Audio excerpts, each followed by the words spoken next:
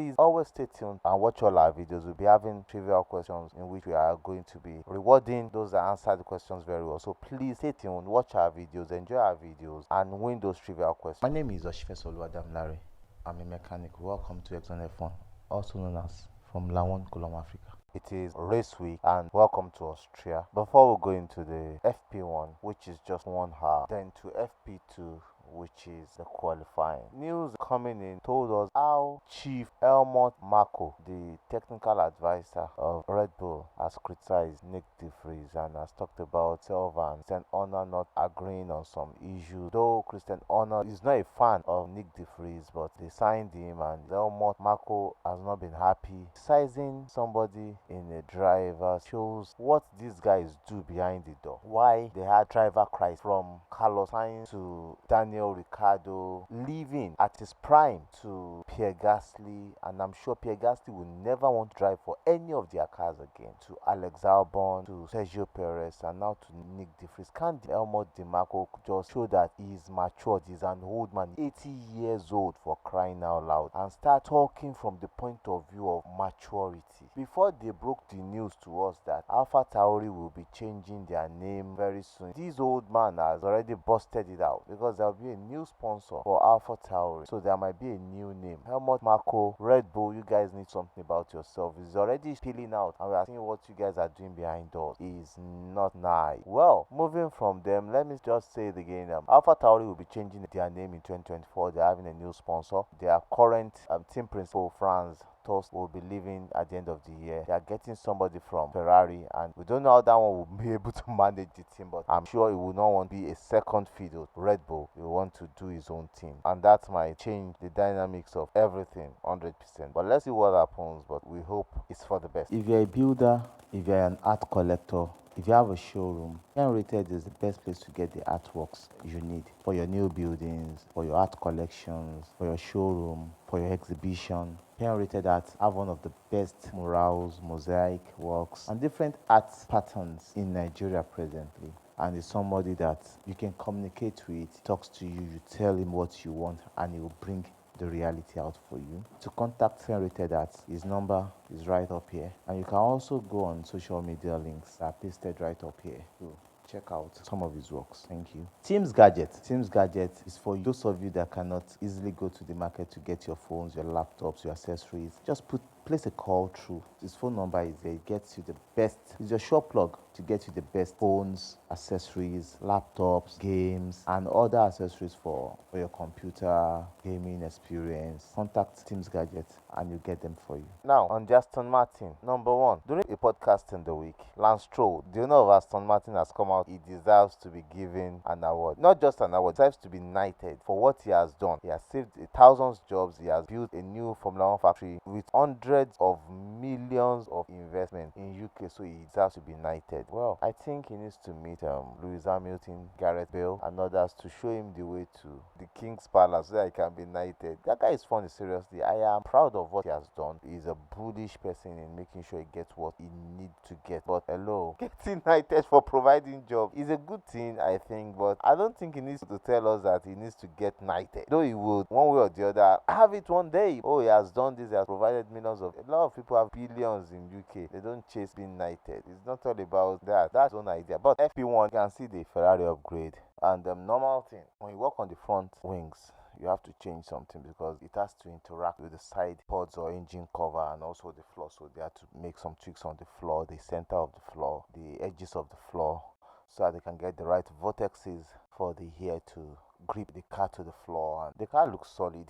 They were able to chunk in pretty laps in their first stint on the tires, in which the Mercedes of Lewis Hamilton was able to become dominant in the first part of the practice one on their tire, though Russell struggled. But I think people don't even understand what Lewis Hamilton went through last year while he was driving that W13. That car is worse. That car is bouncy everywhere. At 37, some people say, hey, if it's 37, you should go and sit down. How many of you can be as athletic and as sporty as he is? Think about it. At 40, you would know how your body feels. Can really understand what Lewis Hamilton feels in that car at 37 last year, grinding, with the pain, and some of them don't even understand how the sitting position in Formula One is. In one of our videos, I'll bring that to life so you can see what it feels like driving that W13. And also coupled to that, Lewis Hamilton was part of the development of the W13 last year. He gave his time, he gave everything for the car to be developed to get to where they are, and yet the team did not listen to him. I think that was why this year he didn't give them any chance for development. He was not releasing himself for development. Meanwhile, George Russell too is not even doing any development. If they want to develop, they should develop, because they've already told them the way they think the car should go. I just want to debunk so many people that said last year that George Russell is better, Lewis Hamilton is old, he should this, and including Nico Rosberg. I wonder how Nico Rosberg will feel or fear in the car now with Lewis Hamilton, when he struggled for 5 years with Lewis Hamilton. He can come on here and start saying a lot of things. And some of the commentators, one problem I have with English pundits is that sometimes they rubbish their own. They say a lot of negative things. They can overhype, and they can over worry, and they can also over destroy. Let us appreciate things. Some of you are former Formula One drivers, and you know how it feels. Let us give it to this guy. Put Charles Leclerc in that W13, he's going to throw it away. They are the bouncy car. They can switch between a bouncy car and a normal car last year. That's a Ferrari. But their car is not as bouncy as the Mercedes. That Mercedes is just like you driving a Citroen C5 hydraulic shock absorbers that has hydraulic problems. That car will look like a canoe, that W13 is. But you know, we can see the difference this year, how Lewis Hamilton is showing his superiority in the car and his experience. And Lewis Hamilton is not much of a simulator person, but with all the learnings from the Charles Leclerc, the Max Verstappens of this world, trying to do what they learn in the simulator, get enough curbs, get enough chops on the corners while driving, Lewis Hamilton is blending in. To me, he does it straight like they do it, and his experience shows. I wonder how it will feel if he's in a good car. Though he has his own mess up time sometimes, but if a driver is messing up, you know me, I will say it. I will come out and say it. I don't care. So in the end of the day, the McLaren bought their upgrade, and the upgrade was on Norris's car, but the upgrade on Norris's car ended up 19th P1.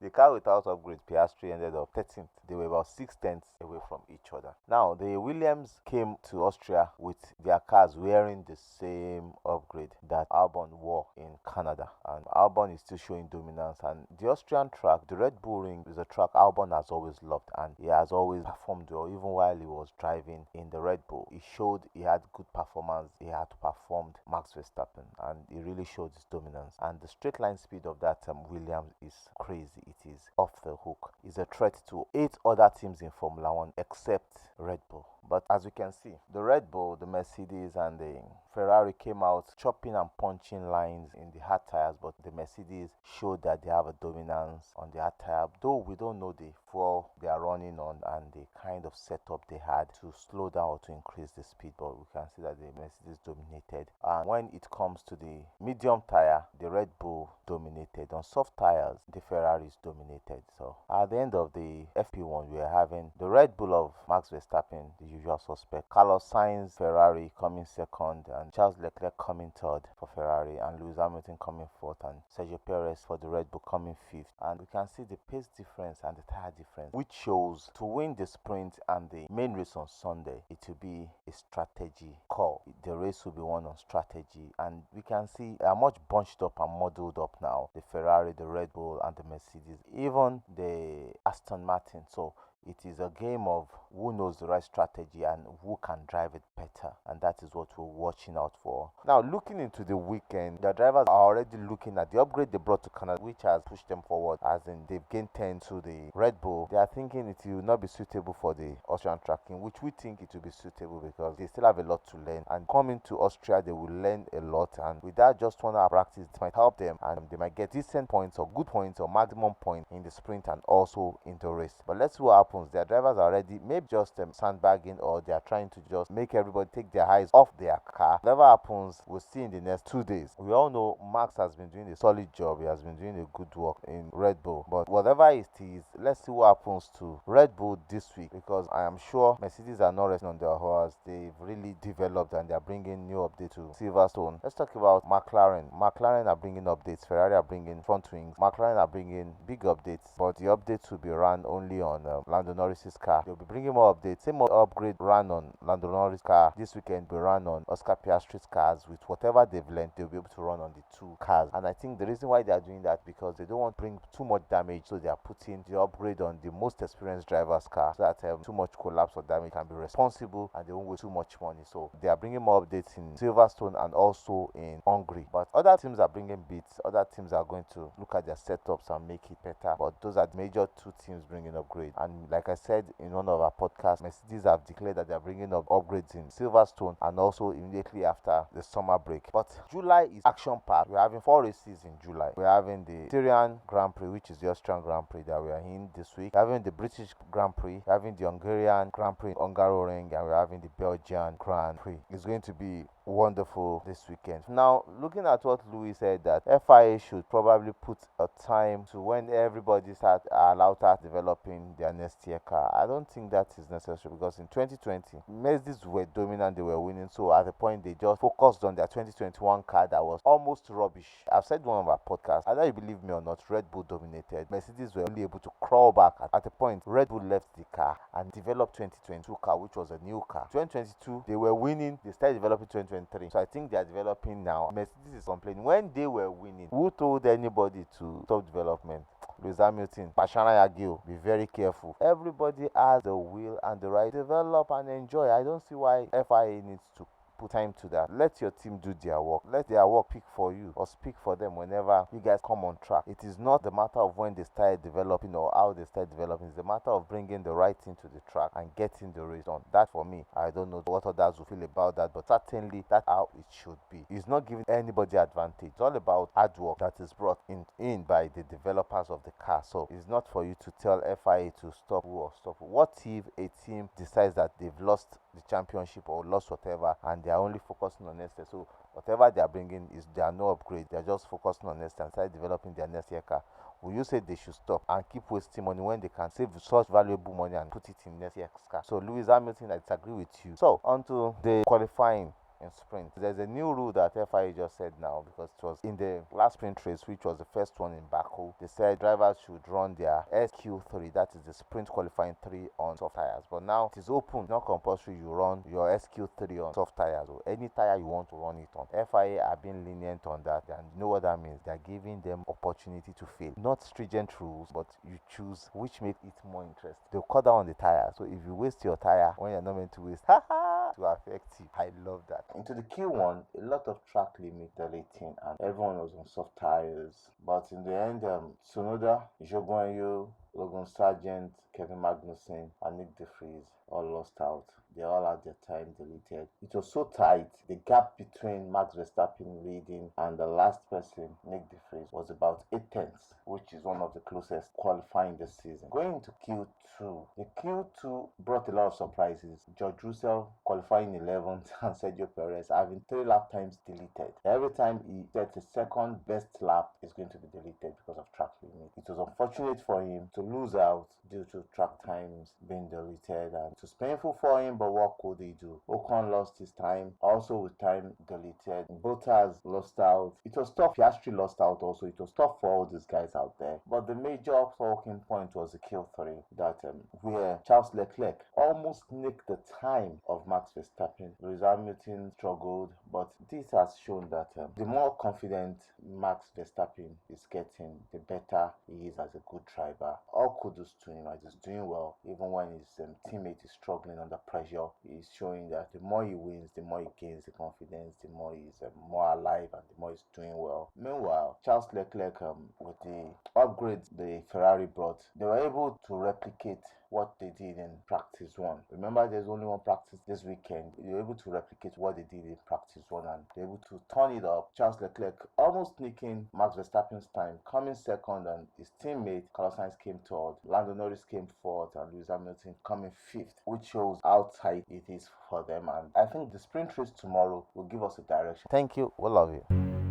We have a new friend in the house. We are in Nigeria here, West Africa. It provides internet for us. They provide the best internet around the mainland, and I know they are still moving to the highland and they are moving all around Nigeria. But for you to get internet on the mainland, contact Fibrad Telecom Limited. They get you sorted out ASAP. The best cable internet on the mainland, fiber, I think they get sorted out. We talk much about them in the course of some of our videos, but contact them. They get sorted out. We love you. My name is Ashfesa Damlade once again. Bye.